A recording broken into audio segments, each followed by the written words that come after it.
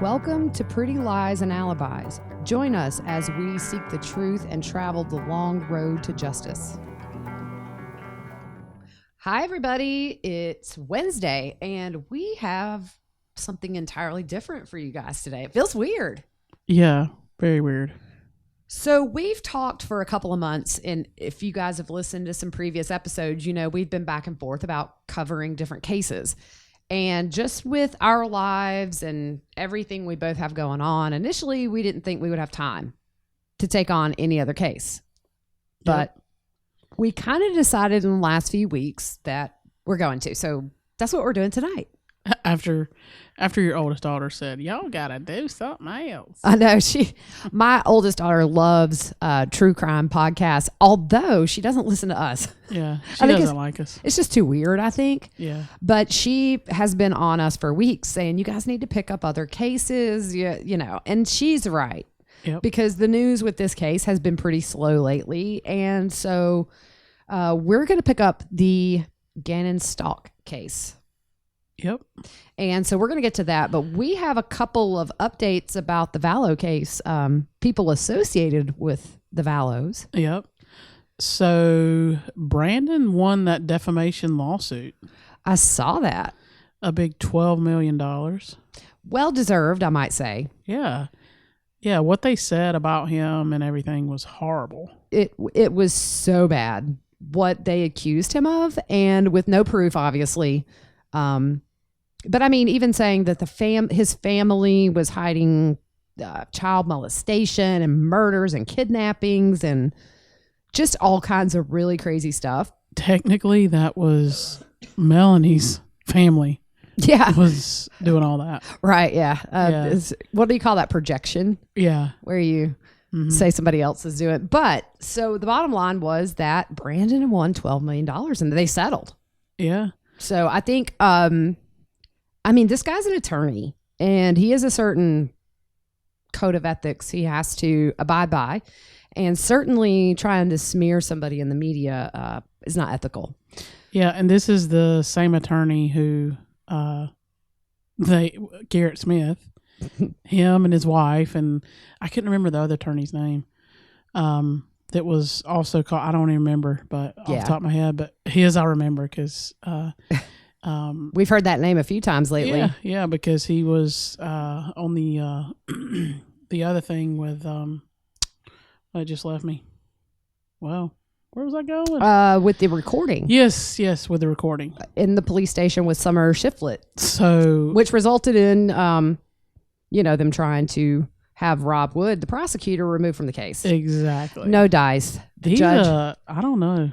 So I wonder if Rob Wood ever apologized. It would be interesting.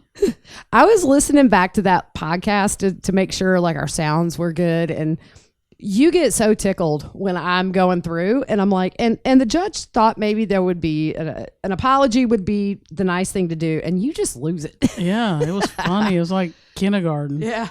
You better apologize. Yeah. So I've heard some people online just putting their 2 cents in that oh my gosh, $12 million, that's ridiculous. And I don't know. I mean, look, this dude's a lawyer. He's a professional, and we put out on our social media last night, actually, the press release that this came from. Take it upon yourself to go read it and think about somebody who was drug into this, didn't ask to be put in this situation, and then have this stuff put out internationally about you. I think $12 million is just about right. Yeah. I mean, that's why you sue. I mean, it's stupid to sue McDonald's for hot coffee in your lap. That's a frivolous lawsuit, although that person got really rich. Yeah, now they have hot coffee on the side of their cups. Yeah. But to me, it's kind of like, this is why people carry insurance. When you make a big mistake like that, you should expect to get sued. Yeah. So the other news is what? Colby and Kelsey and their daughter moved to Rexburg. Which I was shocked. I was. I didn't expect it. I know he's been up there, several times. I didn't expect it, but I mean, good for him. I mean, if that's where he needs to be, like he's the only one.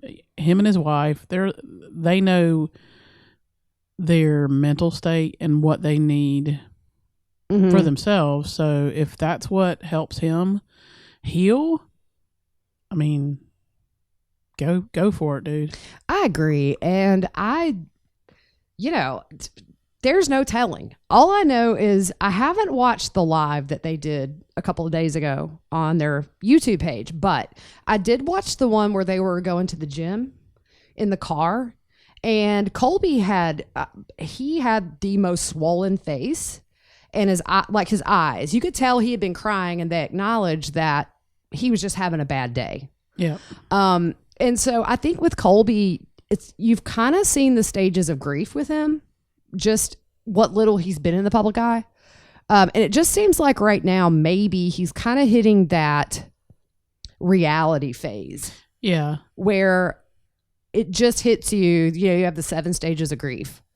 And so one of them is like, I don't know that it's the last. I think the last one is more like resolution, but somewhere in there is sort of just like the reality of it hits you. Yeah. And these aren't just natural or accidental deaths. These are brutal murders.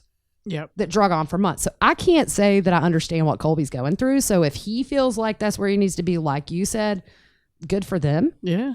I think they'll definitely have a good support system there. The people in Rexburg seem amazing. Yeah. And travel, you would have to think when these trials start coming up, traveling, because, he wants to be there. Right. Yeah. So traveling would just be an astronomical amount for him going back and forth. So, and I know I've seen people say, well, it may not even be there. It may be in, Boise. I just don't feel like it's anybody's place to tell Colby what he should be doing with his life. Yeah. But I can tell you, nobody told me today what to do. Well, my kids did, but I ignored them and just went on my day. Yeah. So that was kind of the big stuff with the Vallow case. We really haven't had much more. We're still, I haven't heard anything else about the cell phone deal. Nope. So we kind of went through a list of cases that we want to cover just over time. This Gannon Stauch was one. And then we talked about the Roden murders, which are the family of 8 that were killed in one night by the accused is a family of 4. It seems to be a child custody dispute at the heart of this case. So we're going to get into that in a few weeks. We're going to keep an eye on the McMichaels trial down in Georgia for, I think it was the jogger. Yeah. It was the jogger that was shot and killed by the father and the son, and then the neighbor filmed it. Was filmed it. They're all 3 in jail without bail, waiting on a trial. And so, but we wanted to do this one because this case has a lot coming out about it on a regular basis, it seems. And we're still going to do the Vallow stuff. Don't panic. Oh, yeah. As soon as there's news in that case, we're back on. But right now, our goal is to do a new episode every Wednesday and every Sunday at least. Yep. If there's breaking news or something big happens, we're in a position to where we can pick up whenever we kind of want. So, but for right now, Wednesday, Sundays are kind of the new episode days. I think we probably could reasonably expect them by like 8:00 at night. Yep. It's hard, with both of us to kind of coordinate time to get together for a whole day, because it takes a whole day sometimes. Even with the Vallow case stuff, we just go over things. And this has been daunting with this case, trying to learn a year's worth of stuff in a couple of days. Yep. So we've had our nose buried in this, and we don't have a good grasp on a lot of things yet. So if you hear a screw up, drop us some comments. You guys are good about that, and we appreciate it. So we're going to get started on this. You read a very interesting statistic from the FBI. Yeah, it was it was big for me. I'd never seen this. So the FBI did a study, and it said 71% of homicide cases with false reporting, the reporting party is the one responsible. Yeah, that's correct. 71%. I was like, that's a big number. That's huge. Yeah. I mean, right out of the gate, this smelled to high heaven.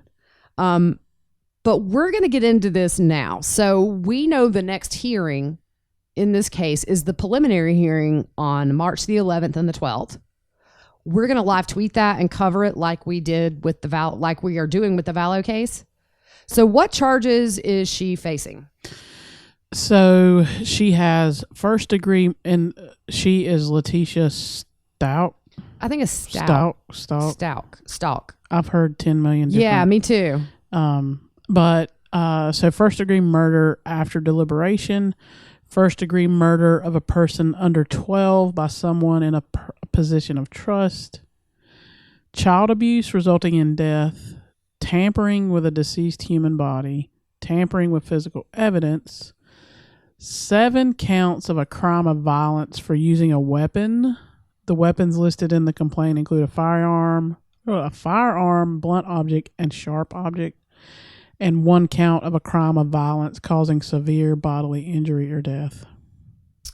So initially, what investigators noticed about her were just some oddities about her behavior, which included getting a rental car. We're going to go in detail about all this stuff. If you're new to the case, you're learning this with us. If you know this case front to back, this is probably going to be about a week of boring episodes, and we're sorry. But you can listen anyways. That's right.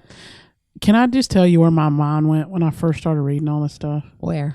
Okay, this is going to tell my age because this movie is like old, but it's like the original Superman when he starts circling the earth, going back in time so he can save Lois Lane. Mm-hmm. I'm like, if her nose was Pinocchio, like it would like go around the earth that many times. Like how many lies come out of this? Yeah, it's we were just talking about the common theme of mothers or stepmothers that kill. It's just always like the biggest whoppers. Yeah. They don't plan these things out very good. And they think that the police are not going to investigate and ask any questions. I mean, they assume the police are horrible at their jobs. Yeah. But I'm going to say for me, it almost just with what I've read, and we pretty much, the two of us have just gotten familiar with from the day he was missing until her arrest.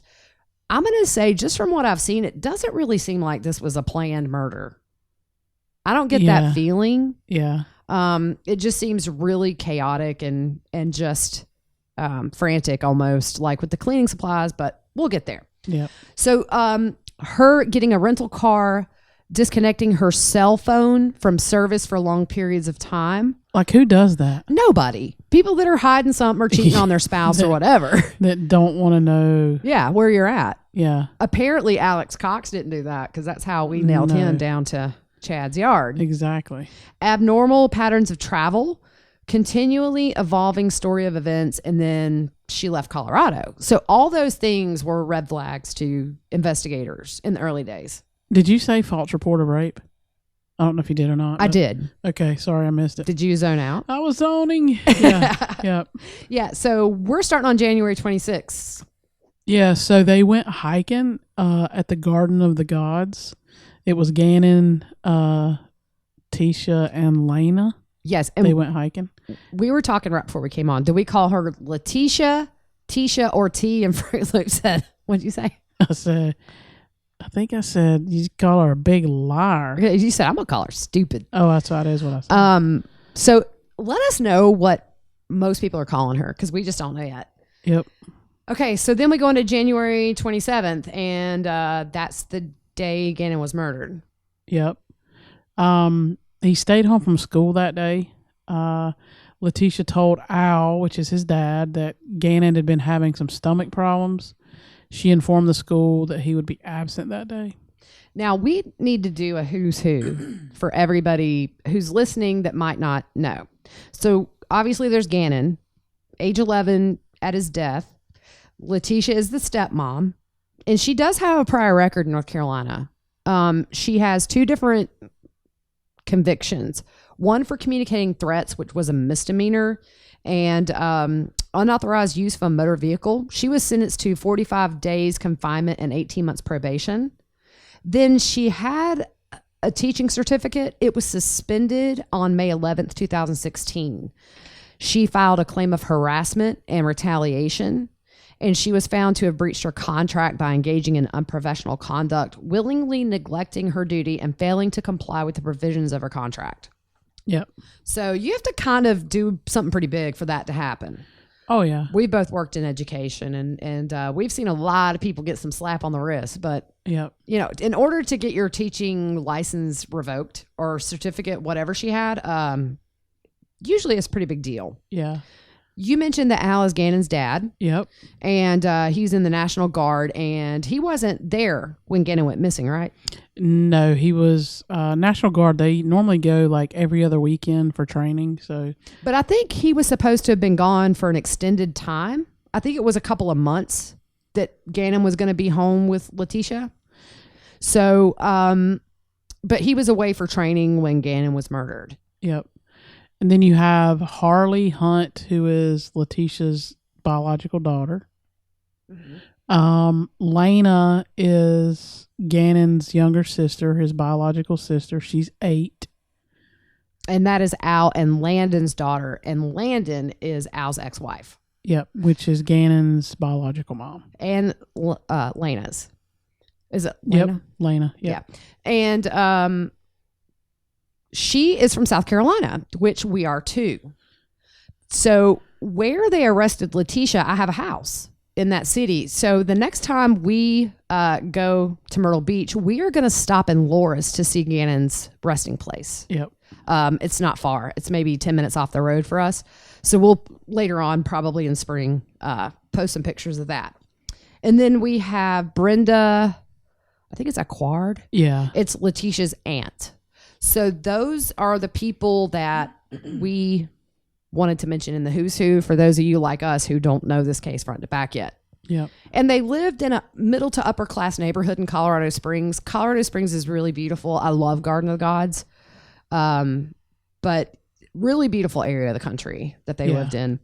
Apparently T and Landon played softball together here in South Carolina on the same leaguer team. Al and T met playing softball as well. There's been some rumors, but we kind of don't go there. But I guess you can do the math of those rumors. All right. So let's get back to our timeline. All right. So she called her work. So after she called the school and said Gannon wouldn't be there, she called her work and told them that her stepdad had been hit and killed by a car. Jeez. She sent that message around 4:37 a.m. Okay. So here's my thought. If you are going to call in sick to work, it might have been a little easier to say I got a fever or I got a stomach virus. Or my stepson is sick. Yeah. I mean, to say your stepdad was hit and killed by a car. Yeah. I mean, honestly, that's a whopper. That's like. She's like really reaching there. Yeah. So there were some photos on her phone that they found. Yep. Of Gannon asleep in the bed. And those were taken at 8:13 and 8:17 on the morning of the 27th. Yep. His Nintendo Switch was seen in the photo, those photos you're talking about. Mm-hmm. His dad said it meant a lot to him.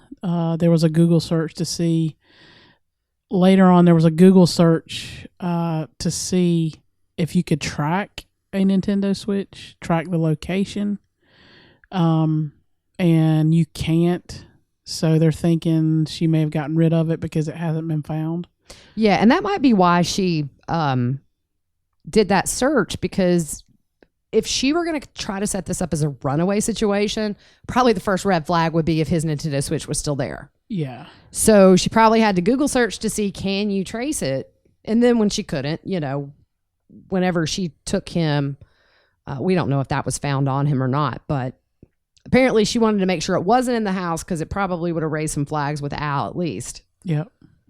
About the first lie. Yeah. So you on video, you see Letitia and Gannon are seen getting into a truck at about 10:16 a.m. Yeah. And that's from the neighbors surveillance who came forward a few days after Gannon was missing. Mr. Drayton. Yes. Yep. So Letitia told authorities that she went to look for a bike that was for sale, kind of in an isolated area. And whoops, she says she left her phone at home, but she had her Apple Watch. Now, I think they did verify through the Apple Watch that she was maybe where she said she was that day. I don't know. That's kind of the vibe I got, but I could be wrong. Yeah. And then there is a text to Harley at 10:37 a.m. Harley is Letitia's daughter, who was at work at this time. And it says, Tisha left her phone at home. If you need her, text me. And that was from Gannon's phone. Right. Yep. And so investigators thought that, number one, her leaving her phone at home and was suspicious because they were able to pull her data and found out that she was on Facebook and Facebook Messenger for a total of 10.7 hours within just a couple of days. Yeah. And then what was the other red flag? That she left her phone home all day and didn't open it until she'd been back home for like 25 to 30 minutes. And yeah, I mean, there's activity detected upstairs and downstairs from their ADT security system. Yeah. So it's odd. I'm going to be honest with you. When I get in the car, that's the first thing I feel. Do I have my phone?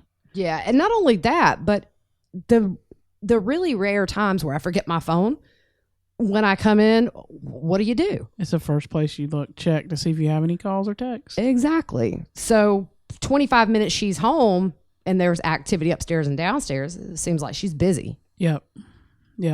So at 11:22, she went to Petco. And this is confirmed by receipts and surveillance. And Gannon was not seen anywhere on any of the cameras or anything. Mm-hmm. At 12:06, Al texts Gannon, "Hey, buddy." The text was answered at 1:21. And it says, "Can I play Zelda at least?" And Al replies, "Not today." Yeah. And then for 2 hours between 11:22 and 1:22, they're not really sure where she was. Yeah. But then at 1:22, she's seen at the same Petco making another purchase. Yeah, that doesn't make sense. Yeah. I don't know. I was almost thinking, what would you go get Petco? I mean, they had a dog, right? I think they had a dog or they had pets. So. Yeah. But for me, I'm thinking, all right, is it a situation where she's getting like carpet cleaner? Because Petco has all that fancy stain remover pet carpet stuff. But at that time, investigators don't think he was dead. So I don't know. But I have questions about him not returning home with her. So we'll get to that later. Yeah. See, I'm getting ahead of myself. You're getting ahead. My neurons are firing off every direction. So at 1:43, there was a search on Gannon's phone. Can my parent find my cell phone if it's off? Yeah. So the detectives thought that was significant because it would be assumed only Al would want to know, not Letitia. Right, because it put parent, not parents. Yeah. And subconsciously, Letitia knows where that phone is. Yeah. And so I guess that's maybe the subconscious thing. Yeah. Yep. So Al texts Gannon again at 1:55 and says, "Hey, buddy."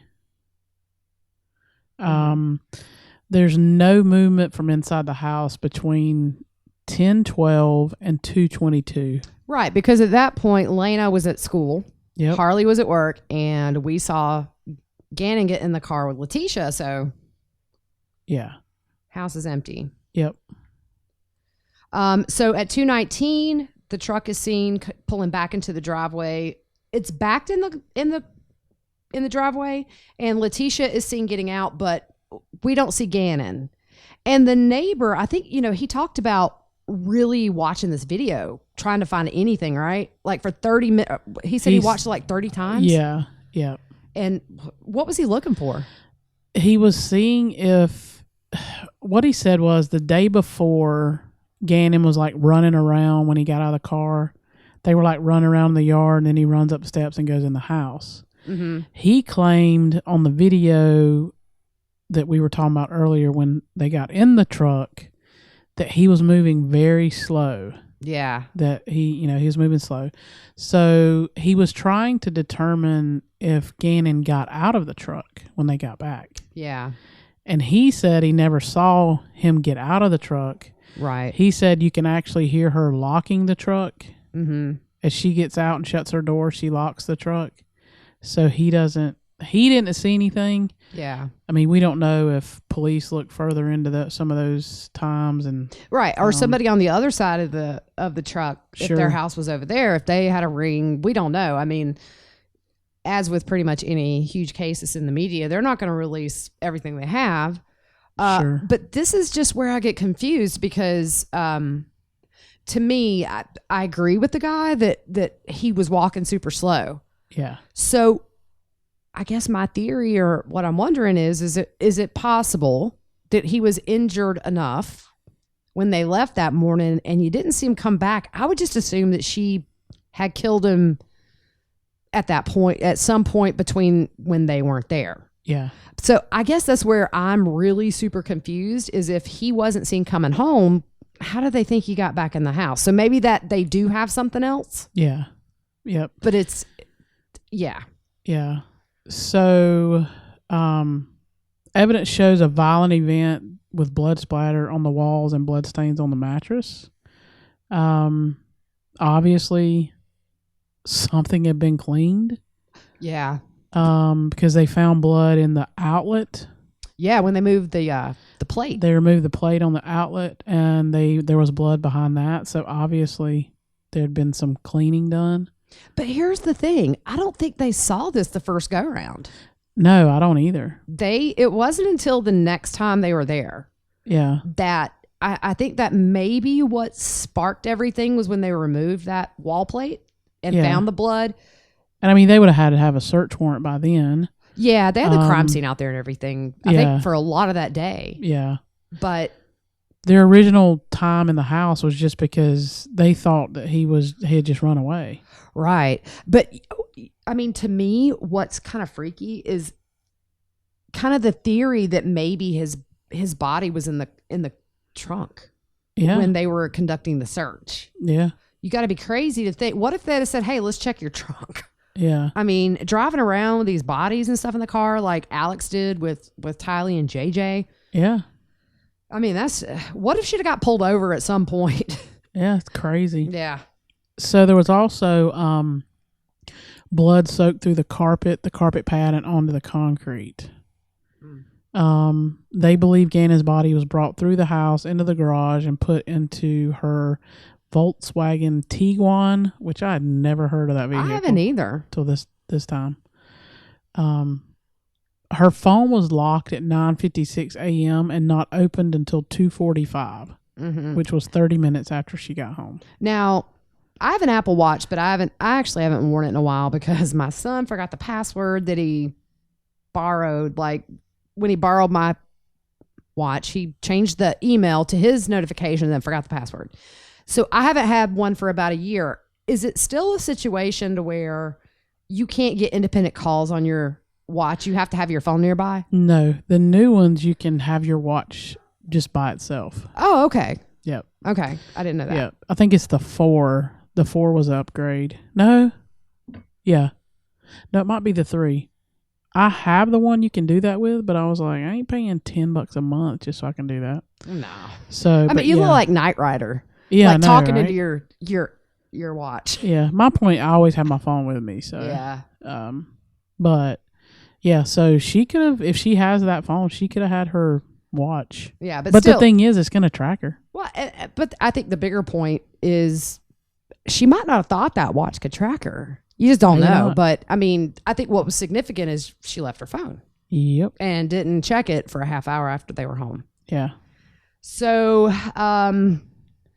here comes the big whopper. Come on now. Oh man.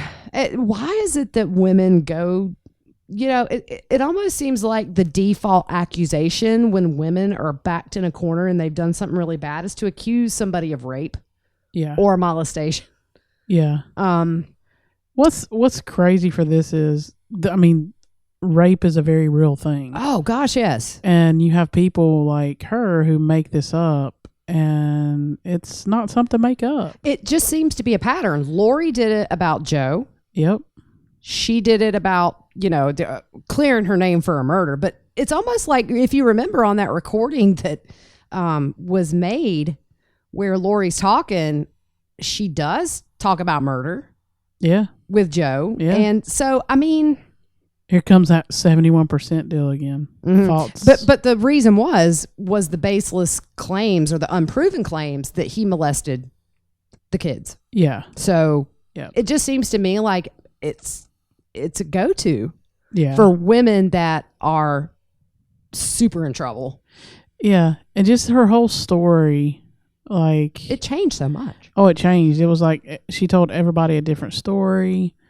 And this makes a ton of sense. She was being raped in the basement, went up to the door because Lane was coming home. Lena was coming home. Mm-hmm.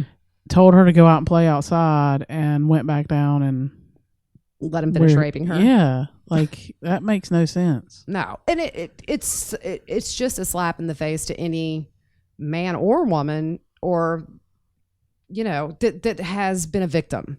Yeah. To just, it almost seems like a knee-jerk reaction with killer women. Yeah. I don't know if they think it might invoke sympathy or if they kind of are of that mindset that in today's society, you know, you don't doubt victims until there's a reason to. Sure. So it's just deflection. Yeah. So she makes up says, you know, she's being raped in the basement.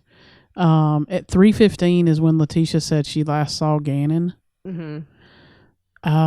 Now, in according to her and what they pulled from digital stuff, it also in the middle of being raped, she was doing Google searches. Yes. On her phone. Yes. So I forgot about that. Yeah. Yeah. Yeah. Crazy. So Lena returns from school. Letitia tells her that Gannon is asleep and tells her to go outside to play. She is seen on surveillance outside. Investigators believe this is when Letitia was cleaning the crime scene. Mm-hmm. So finally, Al, the dad, texts Gannon again at 3:55 and says, "Hey, buddy." And that text wasn't read until 7:40 p.m. Yeah. So you have to remember, and correct me if I'm wrong, but she told Al that he wasn't feeling well, didn't she? I think she did, yeah. And I almost think those pictures of him sleeping, I don't know if she sent them to him, but she did make a comment that they sent a lot of pictures to Al when he was out of town. Yeah. So I don't know. I just kind of felt like I'd be curious to know if she sent that picture to him. Yeah. Just to kind of make it seem like all's well. And I say it wasn't planned, but then again, sometimes you kind of look at what transpired that day and maybe it was kind of planned. Yeah. Or maybe she was on the verge and something happened where she snapped. I don't know. Yeah. But like he's texting his son back. Yeah. You know, asking, you know, hey, buddy. Mm-hmm. And nothing. So at 4:42, Harley, her daughter, gets home from work, gets Lena, and leaves. 3 minutes later at 4:52, Letitia texts Harley to pick up carpet powder, and she puts two things. So I assume she's wanting 2 containers of carpet powder. Baking soda, trash bags, and the receipt confirms this purchase at 5:14 p.m. Yeah. And so what did the investigators note? So that Gannon's sheets were different in the body cam footage from the morning photos of Gannon sleeping. Right. And then just today, we saw this video for the first time of Letitia. It almost seems like, I'm going to tell you, I think this was almost made as sort of a cover-up. Yeah, your theory on that's pretty good. I think Gannon was at least hurt at this point. I don't know if maybe she had punched him but this kid just sounds like more than scared. Yeah. But I kind of feel like maybe this video was made, total speculation, to back up the fact that Gannon was terrified because we didn't talk about this. Apparently there was a candle that has spilt on the carpet. Yeah, the wax. And you can't get that stuff up. No. I got a big spot right now. And he thought he was in trouble for that. So the video starts and she's talking to Gannon. And she's asking him, did he mean to do it? Did he mean to put the wax on the floor? And he's like, no. And she says, pinky promise? And he says, pinky. Yeah, like he's sobbing like out Oh, yeah. loud. Yeah. But he sounds hurt to me. I mean, it's not a kid just sad or Then upset. she's saying, we're gonna have to move. They're gonna kick us out. We're gonna have to sell the furniture to pay to have it fixed. Oh yeah, it was. And I think in that she is, it almost seems like, is she trying to make him feel more scared? Like your dad's gonna freak out. Look what you've done. We got to sell furniture. We might lose our house. Was that kind of meant to scare him even more, to kind of invoke that emotion on the camera that this kid is just so upset? He's terrified. That's probably why he ran away. Yeah, I think that was leading up to that. Yeah. Yeah. It just seemed very, she seemed scripted. Yep. Like she knew what she was going to say. Yeah. So it was very sad. Yeah. So on Tuesday, January 28th, Letitia texts the babysitter. The sitter asked where he was supposed to be. And Letitia, honestly, I don't keep up with friends. That's crazy. This kid's 11. Yeah. My daughter's 15 and I know where she is all the time. Oh, yeah. And I'm going to know when she's 17 where she is all the time, because that's what parents do. You know, she's going to be 37. You going, what you where doing? you at? I know. So then 8:30 a.m., Letitia rents a 2019 Kia Rio from Avis in Colorado Springs. And that's a weird rental because there was nothing wrong with her car. Yeah. Like, who goes out and spends extra money when you just said you were going to sell the furniture to fix a carpet? Yeah. And you're going to go out and rent a car? Yeah. People pay extra money? Yeah. Somebody that murdered a little boy the day before does that. Yeah. So at 8:48 a.m., Letitia texts Harley and tells her to pull her car into the garage. Yeah. Which Al at this point is on his way home from his deployment to be there because the son's missing.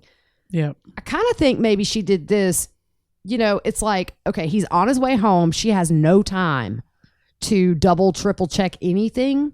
I'm sure she probably was getting paranoid. As soon as he gets home, he's going to see something out of place and know what's up. Yep. Kind of felt like maybe she told her to pull that car into the garage just in case.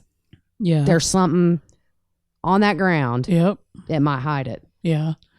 So at 8:50 a.m., Letitia picks up Al from the airport and stops at King Soopers, which is a grocery store, and Wendy's. Mm-hmm. At 12:57, there is a search inquiry on her phone. Can Nintendo find my Switch? Now, she already had asked that the day before. If you remember, she had already Googled. Yep. So I think at this point, she's a little paranoid. Yeah. Daddy's coming home. Investigators are coming around. So she's second guessing things now. Yep. So investigators asked Letitia for Gannon's toothbrush. Yeah. And then this text exchange was so weird. Yeah. So she texts Al and says, they are asking for our son's toothbrush, but said nothing is wrong. And then she says, something isn't right. I think they're hiding something. And Al says, who, the police? And she says, yes, they asked for toothbrushes. And Al says, what do you think they're hiding? You spelled, what are you hiding wrong? Yeah. But I think that's just one of those panic tweets where at this point, Al probably doesn't suspect her at all. And then for her, it's almost like she's asking him for reassurance that she's not about to get busted. Yeah. Why would they ask for his toothbrush? Do you watch Forensic Files? Clearly not. Do you Obviously, you're getting DNA. Yeah. I mean, come on now. Right. They don't want to see what kind of toothpaste he uses. Exactly. What a moron. So at 7 p.m., Letitia picks up her Volkswagen Tiguan from the Colorado Springs airport. Between 7 p.m. and 12 a.m., investigators believe she dumped the body. Her car is located in the area between 8:30 and 10:20. But so this can get confusing because they're saying between 7 and 12. But between 9:16 and 10:28, she is in the area that is very isolated where they found other evidence and drives out. Yeah, I want to say, wasn't it like a dead end area? I think there was a dead end or something. I haven't looked at any maps on that yet, but I think it was pretty isolated. It was isolated, yeah. That's where I would go to buy a bike for my husband for Valentine's Day. Yeah, out in the middle of nowhere without my phone. Yeah, yep. Makes perfect sense. Yeah. So at 10:26, so at 10:28, we know she drives out of this area. 10:26, Harley picks Letitia up. You mean 9:28? It's okay. What, huh? It's okay. You said 10:28. I'm sorry. 10:26 is when Harley picks up Letitia. Yep.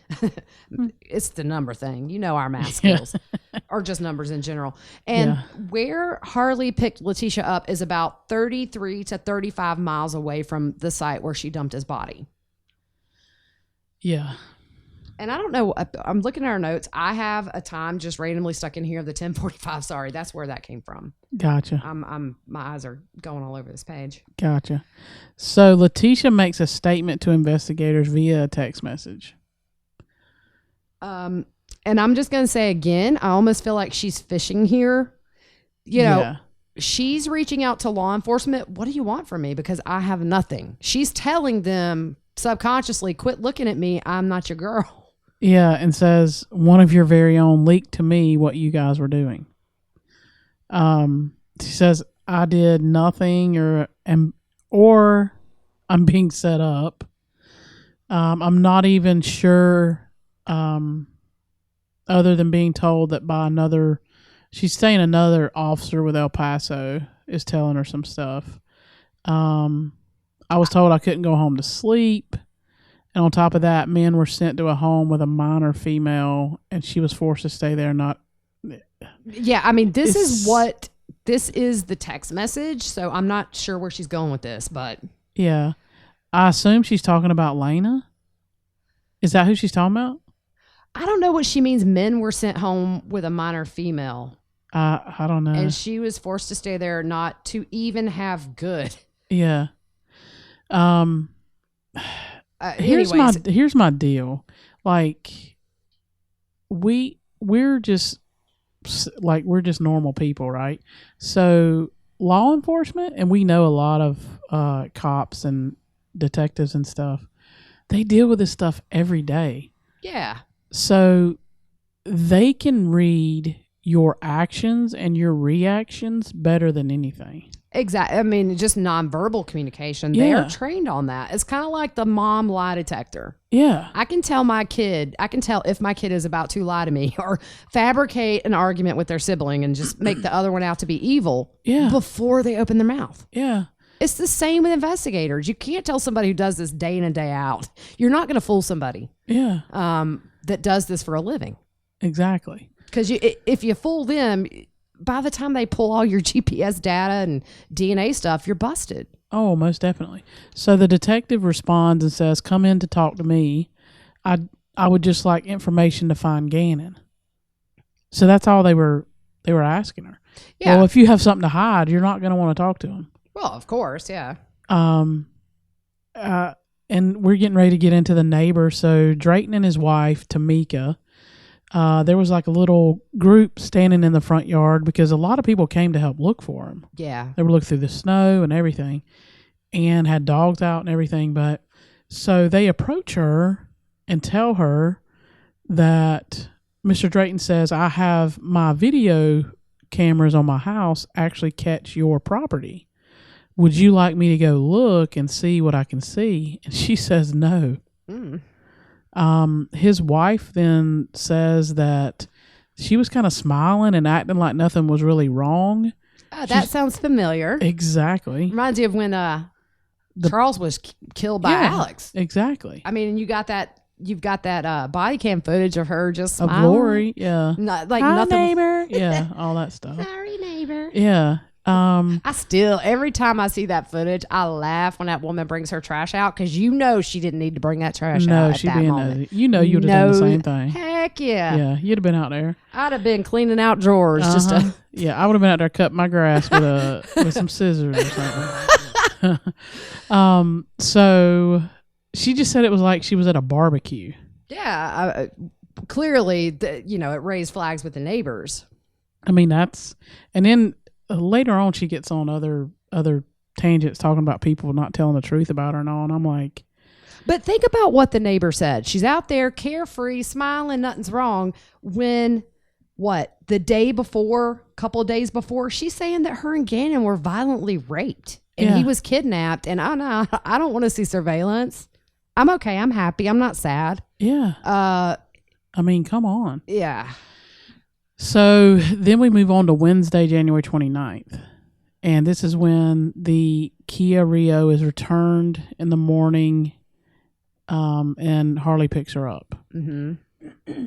At 11:30 that morning, she is back in the Volkswagen, and she is seen at a car wash, and they possibly, on the surveillance, see blood on the bumper. Yeah. And then at 12 o'clock, 30 minutes later, she goes to the police station for an interview. The car is still wet from being washed. Golly. I mean, that's crazy. We're going to start doing dumb criminals every now and then. This is like number one. I think we just hit the jackpot. Yeah. So she also brings notes with her to refer to during the interview. Like, I'm pretty much sure they're just going to ask you questions, and if you're honest, you don't need a notepad. Right. Yeah. So this is where all starts unraveling. This is during the interview. Yeah. So Letitia claims she was held at gunpoint, raped by a Hispanic male named Eduardo, and Gannon was abducted by a male after he finished raping her. She claims that the man was in the basement when she came home on January 27th, that he allowed her to greet Lena. Right. Now, the one thing to remember is we didn't cover this. How Eduardo came into the picture, according to Letitia, is after Gannon spilled the wax, or supposedly spilled the wax on the carpet, she found him at a construction site and asked if he could fix the carpet. She says she gave him this total stranger that she just walked up to a construction site to, and says, here's my keypad. I'll pay you to fix my carpet. So that's how Eduardo supposedly came into the picture. Yeah. Okay. Sorry. And she gave him, I don't know if you said this, but she gave him the code to get in her garage. Yeah, I just said that, but yeah, I'm sorry. I wasn't listening. I got a text. I had to answer it. That's okay. So she claims the man raped her between 3:30 and 4:30. Mm-hmm. So she claims she may have hit her head and blacked out. Mm-hmm. She said that Gannon jumped on the rapist's back. Yeah. And he threw Gannon across the room and held him at gunpoint and demanded a suitcase and a cardboard box. Yeah. Now, remember, all this is after she's already said that he went to a friend's house and never came home. Yeah. So, or possibly ran away. Mm-hmm. She claims that she cleaned up the area. The detectives offer her a rape exam and she declines it. They get a search warrant for her DNA. Mm-hmm. So they seize her phone. End of the interview, Letitia sticks tissues down her pants, claiming chest pain and shortness of breath. I think she did that not to leave any DNA, but they got the search warrant and got it. Yeah. They transported her to the hospital, and I think in the affidavit they call it like a miraculous recovery. Yeah. Like as soon as she gets to the hospital, she's okay. Yep. And then she leaves without telling investigators, and then she is picked up by somebody who I don't know that they know who it is, but she was reunited with Harley a few miles away. Yep. So what did investigators find in the house? So I have a dishwasher at home. And this is one of the items that I've never seen anyone, nor have I, put in a dishwasher. She had carpet brushes in her dishwasher. Yeah, I don't do that. I just don't want dog hair on my fork. No, exactly. And they found an empty gallon of vinegar, which all that we know is for cleaning and cleaning up blood. So Letitia rents a 2020 Nissan Altima, and the police actually get a I don't even know, approval to install the GPS device on there. I think they have to get a warrant. Yeah. So they can track wherever she goes. But they don't have to let her know, No. obviously, because, hey, we're tracking you, so. Hey, or you can be a PI and do that, because that's what Brandon's PI did, remember? Oh, yeah, he was great. Yeah. So at 2:14, Letitia texts the homeowner, and it's kind of weird because you kind of get in the middle of the conversation. Mm-hmm. So she starts and says, when we came back inside from the smoke, there was blood on both of us. I didn't know what to do. I was scared I think she was saying they would get thrown out the house. Mm-hmm. I don't know if he should go to the doctor. I kept trying to add the candle thing. She's saying I kept trying to add the candle thing, but Albert kept saying it was small and minor. I was scared the basement was smoky, and when I threw the cover, we both had blood. Then she says, you don't understand how it is to be a stepmom. Yeah. So I wonder if the blood was maybe a cover for if they found blood in the house.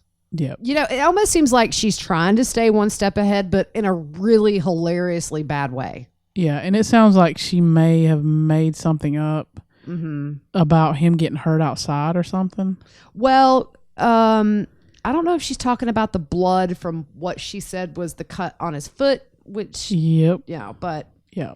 But then she also says that at some point when the candle was in play, he was burned bad enough for it to bubble up on his skin, and that he had popped that bubble and smeared blood on the wall. Yep. But I mean, to soak, obviously we know what she did to him to a degree, but to soak through carpet pad onto the concrete and have a lot of blood, 50 droplets of blood you see on the wall. That's not a cut from a blister. I don't even know that I've had a blister bleed. Look, I've had a lot of blisters because I'm fair skinned and get sunburn. Oh yeah. Mine didn't bleed. Yeah, I've never had a blister bleed enough to smear on a wall either. No. So then we're going to jump to Friday, the 30th. So January 30th. Gannon is listed as a missing child. They did that because of the weather conditions. It's cold in Colorado in January. February is like bone chilling cold. Yeah. And then also just they said a need for medication and his age. So, but it took a few days, you can see. Yeah. For them to, I mean, I'm sure at this point they knew probably enough to where they knew Letitia was responsible. Or had reasonable suspicion. She was suspect. So weird. Yeah. Yep. Yeah. So Friday the 31st, January 31st, Letitia goes back to where she dumped Gannon. Investigators believe she did this to be sure he wasn't visible from the road. Mm-hmm. They believe she put his remains back in the car. See, I kind of wonder here, is this a situation where, because they say like that she went to make sure the remains weren't visible. I wonder if she had already planned to leave Colorado, or if kind of like, if this was, I mean, I just don't see why she would put the body 30, 35 miles away, go back and pick it up. It just seems to me like that was unplanned. Like maybe all of a sudden when she started to realize this wasn't going to go well for her, she's going to get the body and just get out of there. Yep. It just seems, that's why I say I don't think a lot of this was planned. Yeah. It just seems really backtracky and risky. Yep. So Letitia gives interview to a local news group. This was the craziest thing. Everybody online called her cousin It. Because she wasn't facing the camera. So all you see is her black hair in the back. Yeah, you see her back to the camera. Now the little reporter, he's on there. Mm-hmm. And so she just says all this stuff about Facebook, people attacking her on Facebook.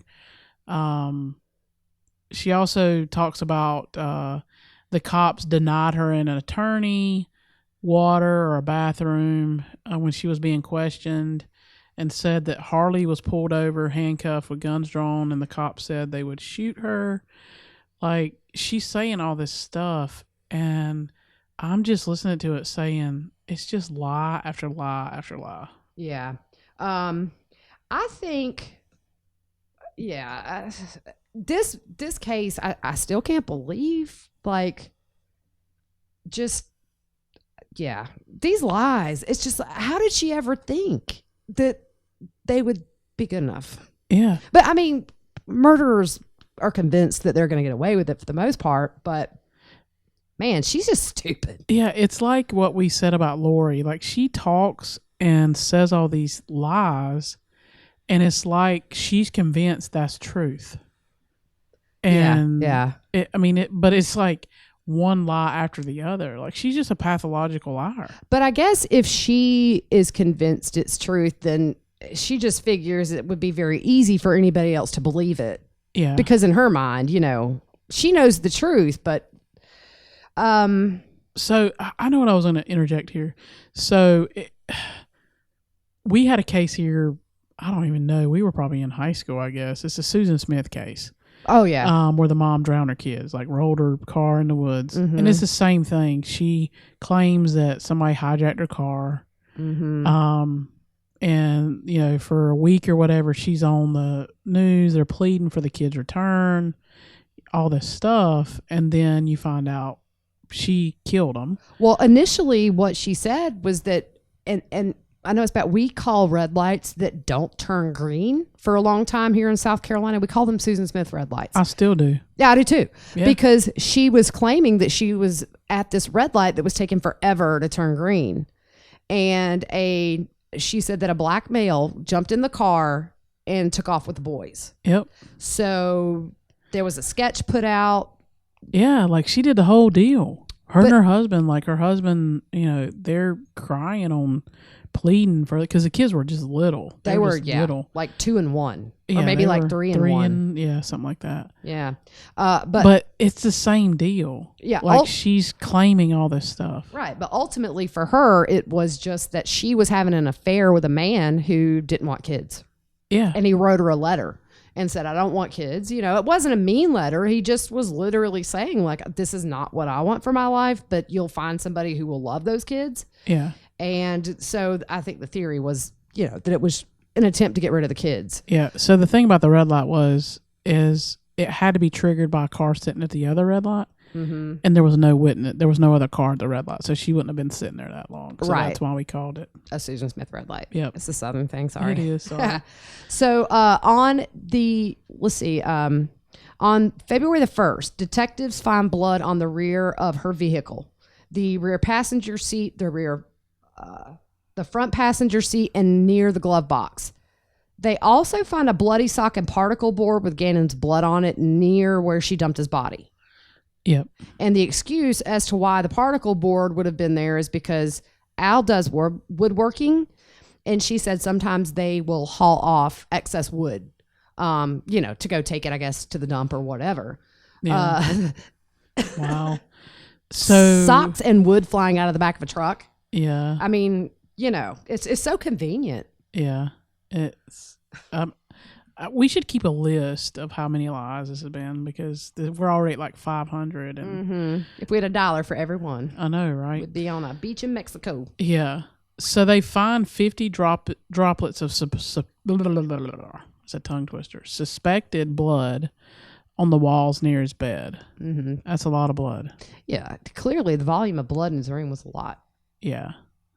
So we do know that the cops have reached out and asked if anybody saw Letitia between February 3rd and February 5th to contact them. And this is in Florida. Yeah. So what we think is after she did this interview with on the 31st, either she had Gannon's body in the car as she did the interview, or it has to be because they had her pegged at the area.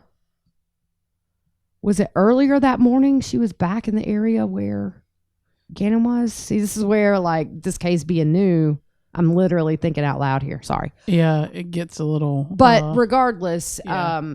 The day she gave the interview, we think, is when she left Colorado Springs with Gannon's body. Yep. And then so we get to the 1st. They find all this evidence of blood. And then February 4th and the 5th, Letitia puts up a video of Gannon on Facebook waving. And Gannon's biological mom and obviously the general public were super mad that she put this up. And Letitia says, well, maybe he's waving hello instead of goodbye in the picture.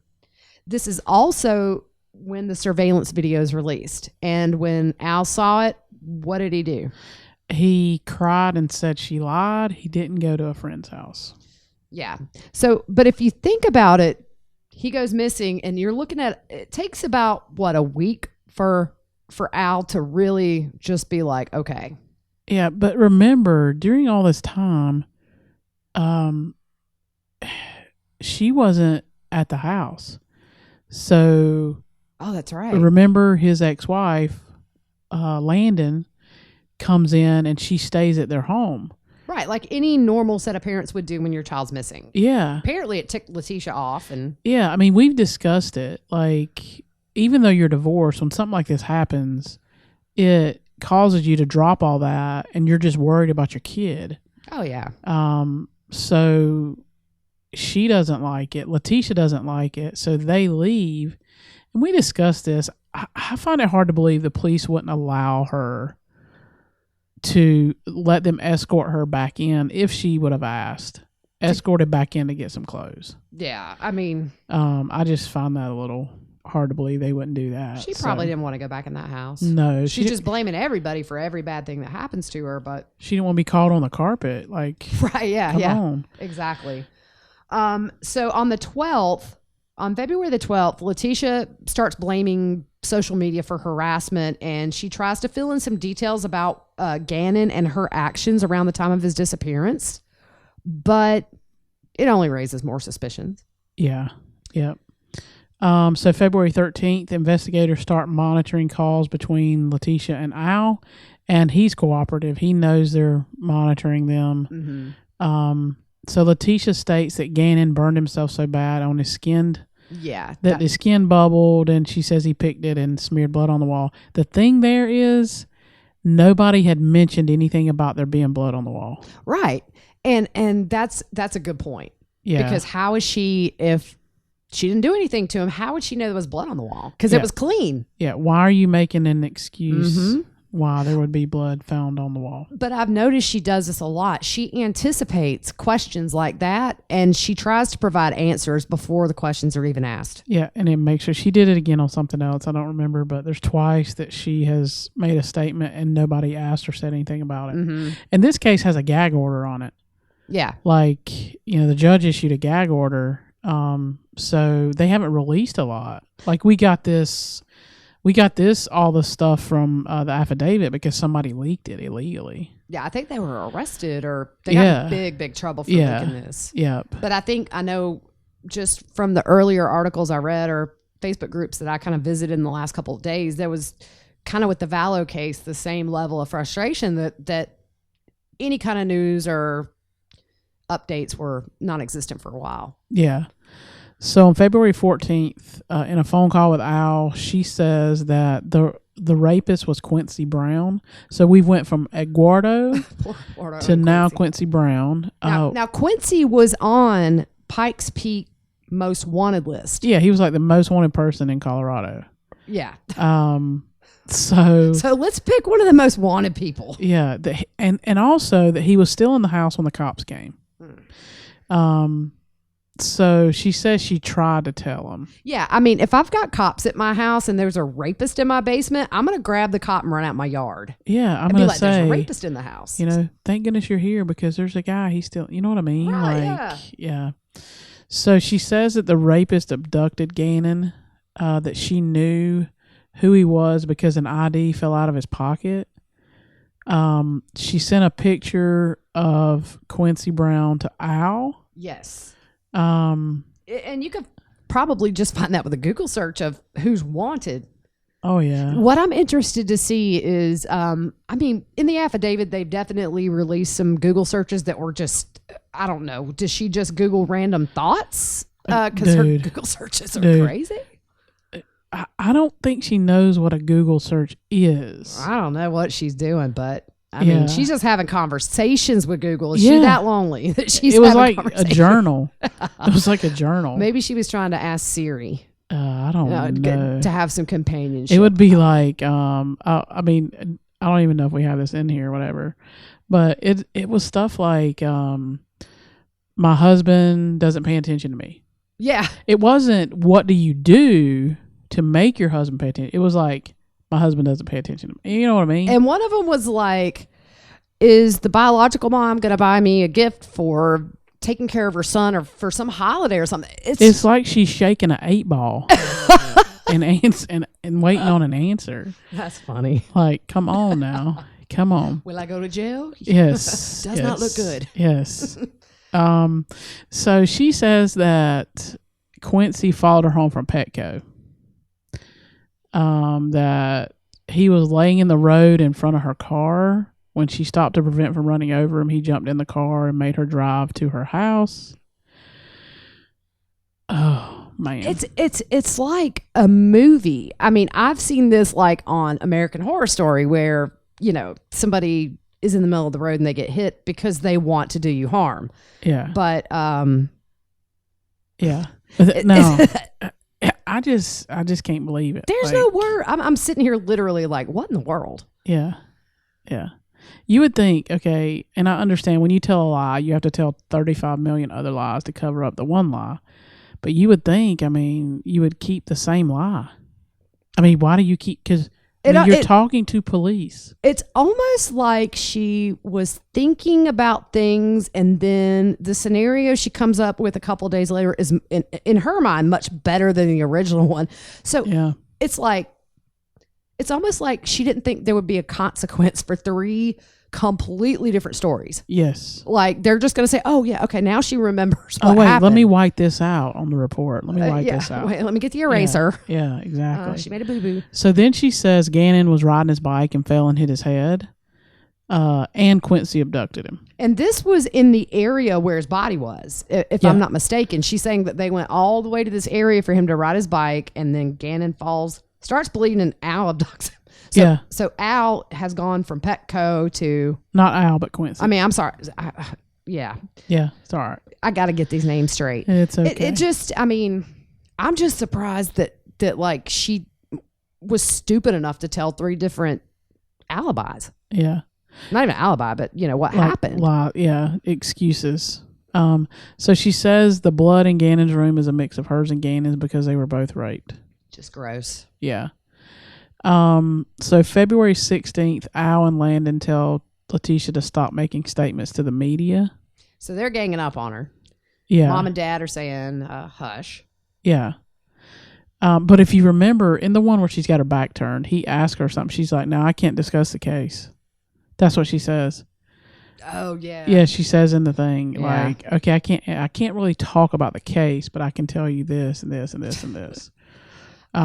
So she said she told Al that Gannon fell and hit his head because she thought that's what he wanted to hear. Yeah. That made no sense to me. No. I don't know what she meant by that, but, yeah.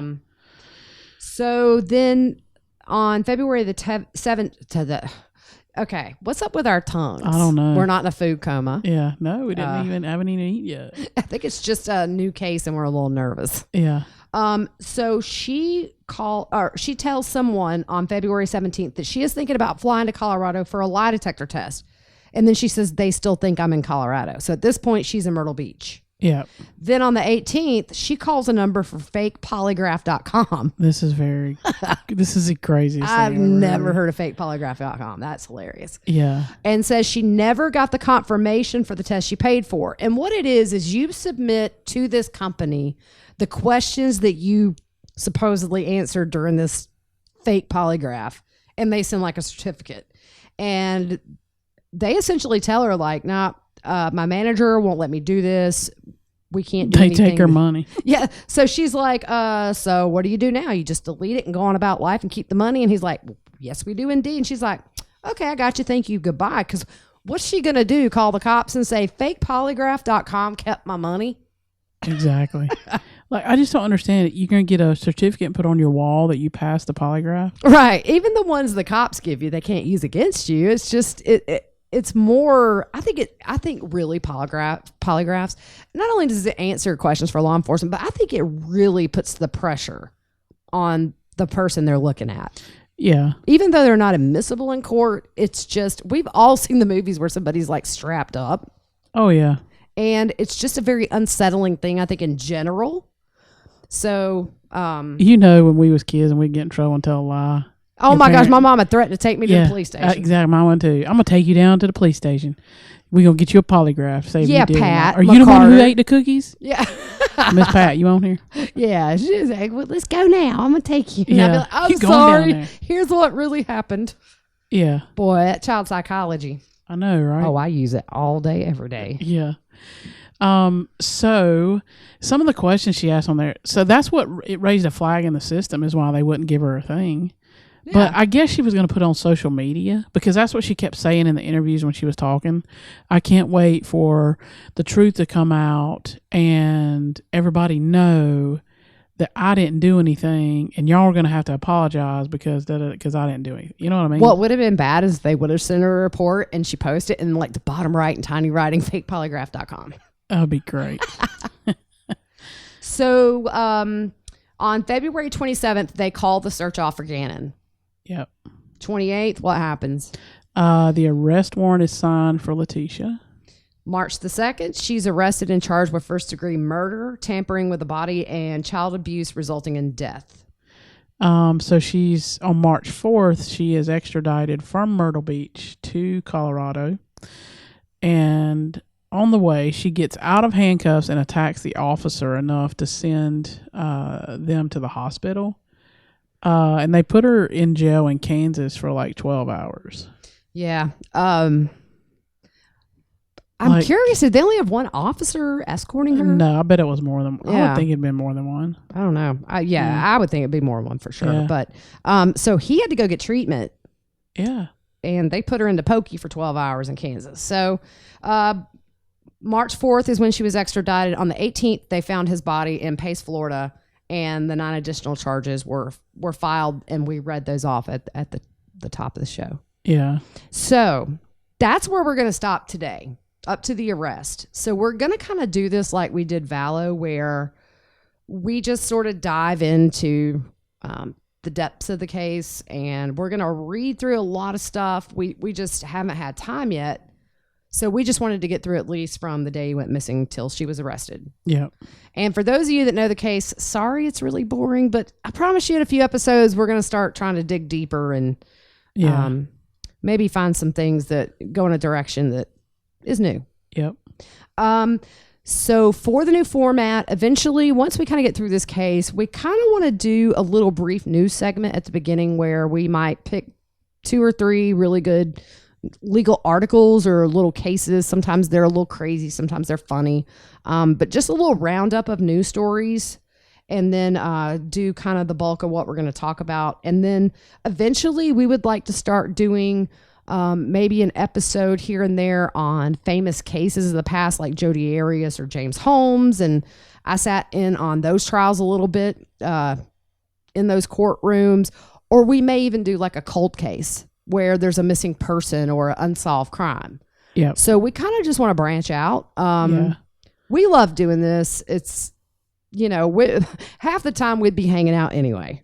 Yep. But Fruit Loop has found a passion for this, and she's super good at it. It's fun. I love it. I mean, I like interacting with people. They're like the people who listen and you comment, like we read all your comments. We do. And don't think just because we put like or heart or whatever, I try to respond as much as I can, but we read them all. You guys are awesome. We can, usually after we put out an episode, now that YouTube's back up running between like Twitter, YouTube, and Facebook, we would have hundreds of comments. Yeah. It's crazy. Yeah. The number of people that listen. We never thought we would have these numbers in the beginning, and we just do it because we enjoy it. Yeah. But you guys are great. Yeah. So remember, if you're on YouTube, hit the little bell and the little subscribe button so you know when we put up new stuff. So we're really excited about the direction that we're going to go. We're hoping once COVID is a thing of the past that we can go sit in on some hearings, some trials. So we just kind of feel like we're motivated to not just be lazy with this and just do one case. So we'll see where it takes us, and Hope you guys come along and stay with us for the ride. Yeah, thank you for listening. How much time, Fruit Loop, have we taken? An hour and 14 minutes. Holy mackerel. Yeah. Well, this was just, to get the basics out. Yeah. And so we'll try to have it a little more tight fitting next time. So the ladies that reach out and always say, it's too short. Now, at least you got an hour and almost 15 minutes now. So. Well, there you go. Yep. So we will talk to you guys on Sunday. Yep. Our other day of the week. And if you have any suggestions or anything, hit us up on social media. And we appreciate you guys. Yep. Thanks for listening. Have a good one.